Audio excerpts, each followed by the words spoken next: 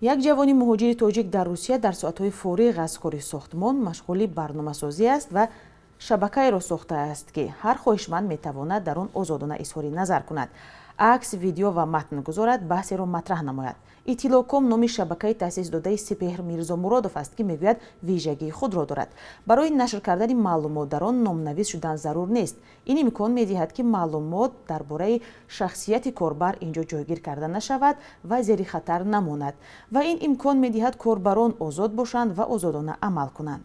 در یک صحبت ویدیویی از سپهر که فعلا در یکاترینبورگ است، نخست درباره هدف و تأسیس این شبکه پرسیدیم.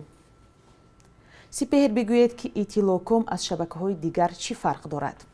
مقصد ما تشکیل نمودن یک زمینه‌ای که در آنجا معلومات‌ها از روی موضوع گروه بندی شدند و متحد ساختن همفکران و آنهایی که یگان هدف و منفعت‌های عمومی دارند.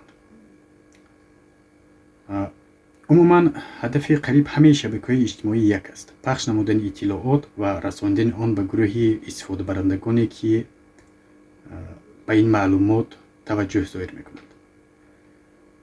اگر در دیگر شبکه‌های اجتماعی به مانند فیسبوک و توییتر شما پیام وارد می‌سازید، این پیام شما فقط به آنهای پیشنهاد می‌گردد که در این شبکه‌ها ثبت نام شده اند و در روی خط دوستان شما هستند.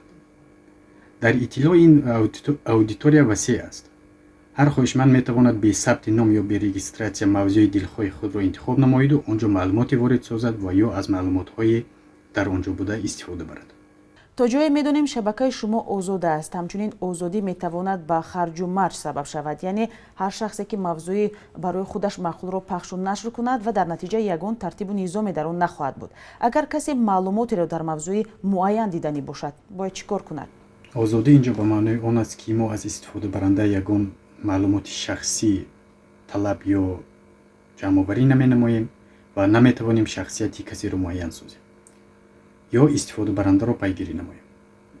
ما الگوریتمی ترتیب داده ایستادیم که توسط آن موضوعهایی که خاراکتری بد اخلاقی، کلمه و عباره‌های تحقیر کننده، اینچنین لینک‌هایی که ممنوع هستند و به سامانه‌های ممنوع شده روانه می‌نمایند، وارد نمودن چنین اطلاعات‌ها امکان‌ناپذیر می‌گردد.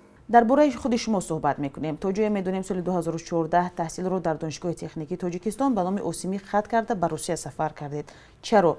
این هم در حالی که به تاجیکستان چنین متخصصان در کارند؟ بله، تحصیل رو ختم کردم.